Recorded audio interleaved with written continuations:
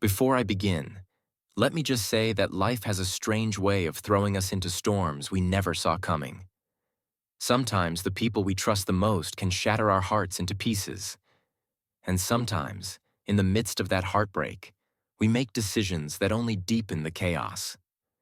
This is the story of how my seemingly perfect life turned into a whirlwind of betrayal, heartbreak, and regret. A story I never imagined would be mine to tell. And all of these happened within the blink of an eye.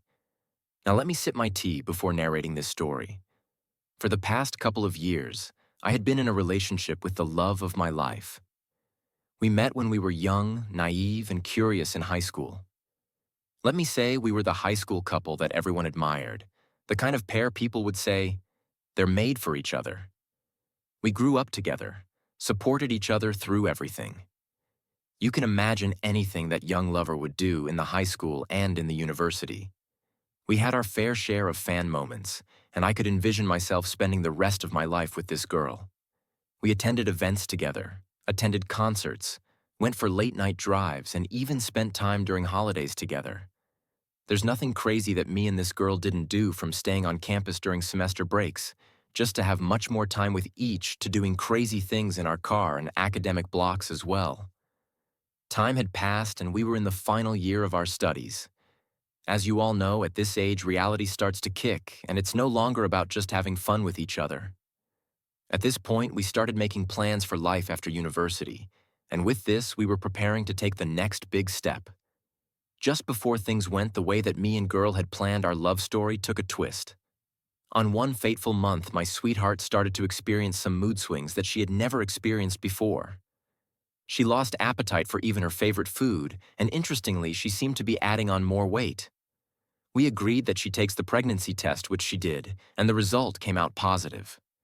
You all can't really blame me, because after all these years, I had accumulated enough sperms that could be used to repopulate the whole world.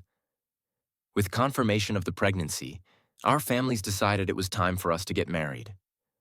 Well, at this time, it was like I was leaving the dream that I'd always prayed for. We had set the date for December 28th last year. My parents were ecstatic, but had planned a trip to Canada to visit my sister in mid-October. That left my younger brother alone at home for some time. Now, my brother and I were more than just siblings. We're best friends. We've shared countless memories, from staying up late playing video games to covering each other's mischief. He is like that stubborn little brother who would steal your candy when you both were young. On the weekend, I decided to surprise him at home. I reached home late in the evening, and wanting to pull off a playful surprise, I sneaked into the house.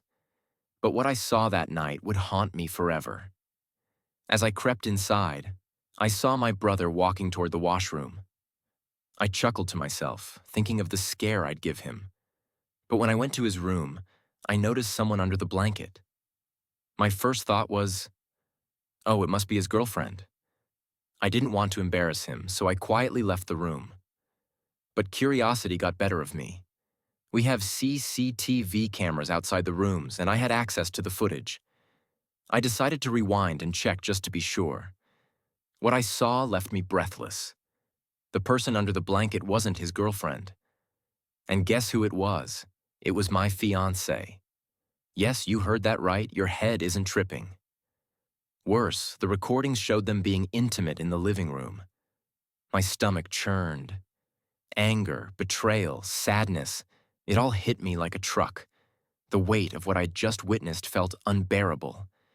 Without hesitation, I stormed into the room and confronted them.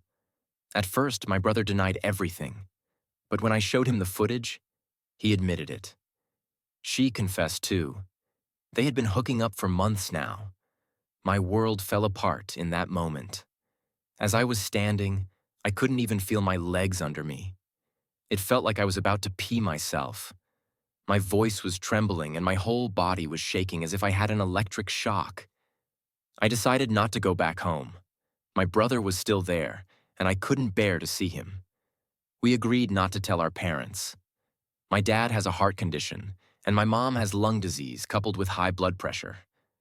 I couldn't risk putting them through this, so I bottled it up as the firstborn. I had no one to talk to, no outlet for my pain. The only person I could open up to was the reason for my misery.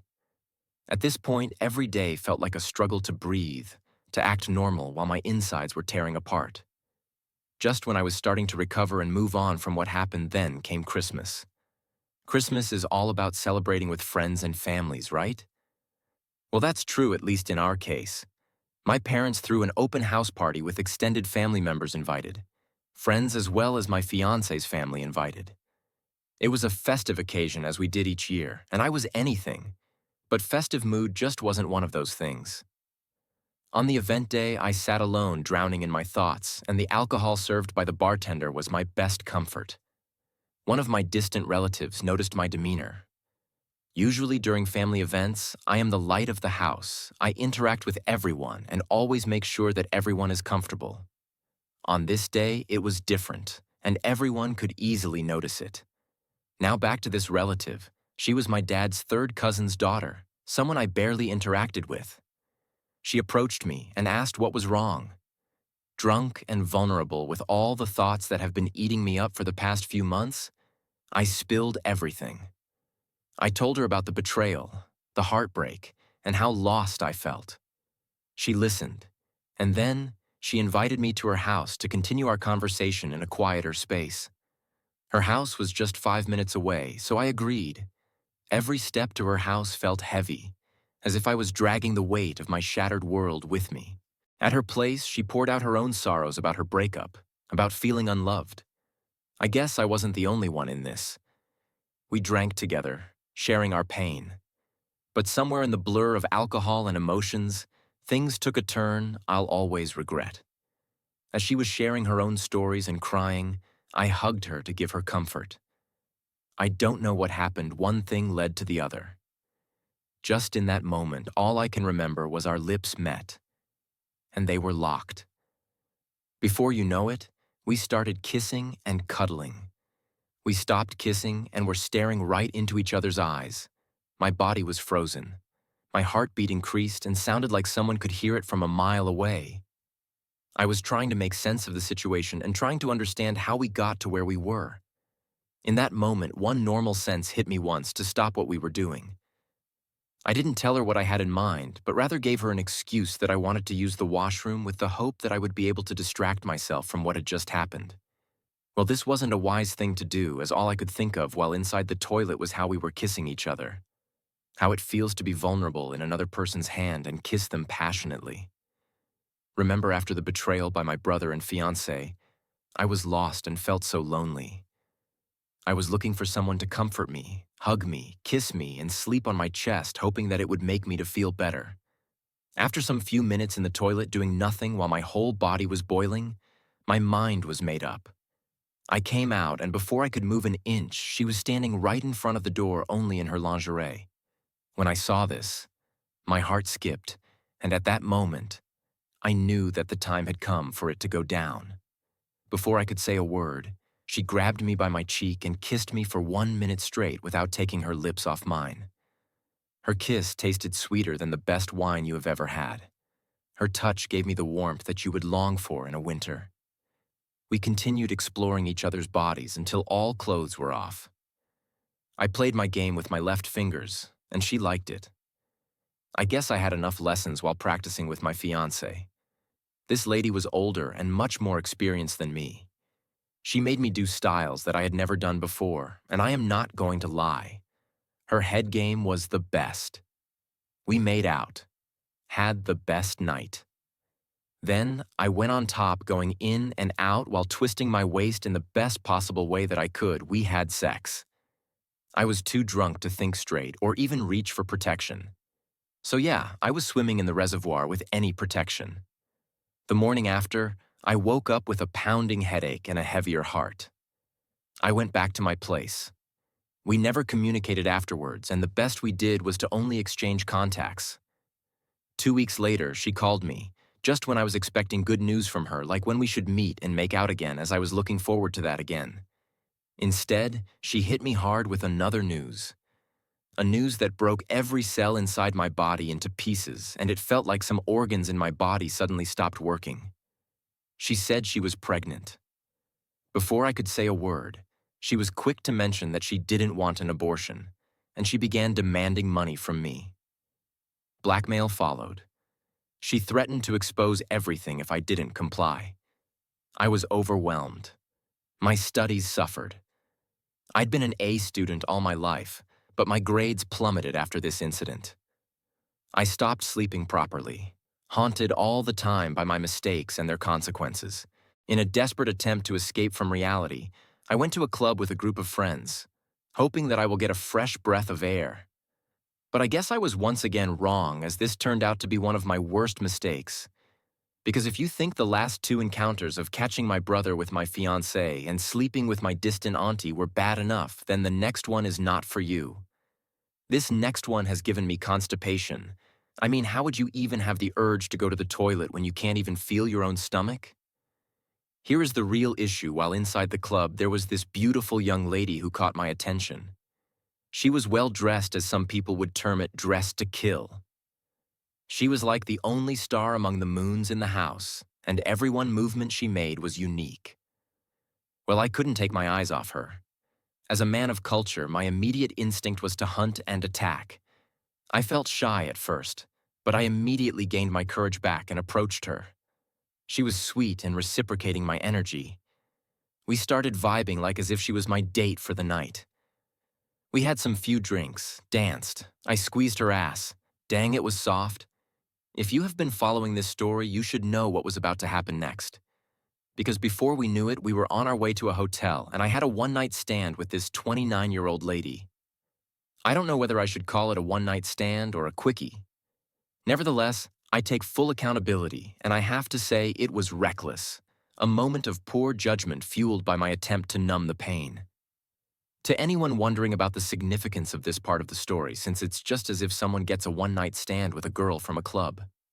Well, fast forward to a few days later, I started receiving death threats from anonymous calls and messages. I did my digging, and I later found out she was the wife of a powerful businessman. Some of his guys had seen me dancing with her in the club. His people were out and hunting me down. At this point, I felt trapped, cornered by a series of bad choices that only seemed to spiral further out of control. I am just in my mid-20s, yet my life feels like it's spiraling out of control. The choices I've made, some forced by betrayal while others by desperation, have left me in a mess I don't know how to escape.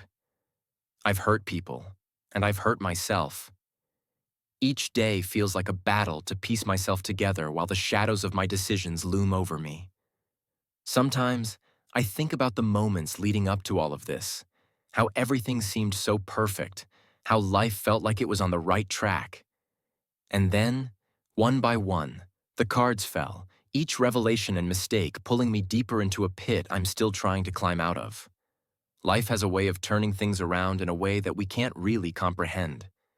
Just when I was starting to live my dream life, the moment I was planning to make my fiancé and my longtime lover, my wife was the very time that I watched my whole world shatter before my eyes. At times, I ask myself what would have happened if I hadn't, on that fateful day, decided to surprise my brother. Maybe things would have been different, you never know.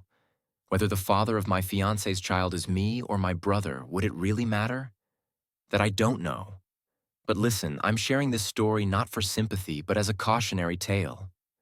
Life can take unexpected turns, but in moments of chaos, we must strive to make better decisions. If you don't, and lose yourself in the moment, you will have a story to tell, just like me. If you're listening, remember betrayal hurts, but healing begins with self-reflection and the courage to face the truth. I'm still searching for that courage, one day at a time. The journey forward won't be easy. I know that. There are people I need to face, apologies I need to make, and a path to redemption I need to find. For now, I'm taking it step by step, learning from every mistake, and hoping that one day I'll find peace in the aftermath of this chaos. I hope I will one day have the heart to forgive my brother. And about telling our parents the truth, I don't know. Don't. If you enjoyed this story, don't forget to like, comment, share, and subscribe for more real-life tales of love, wild confessions, heartbreak, and betrayal. This is just the beginning. There's so much more in store. Your support means everything to me. Thank you.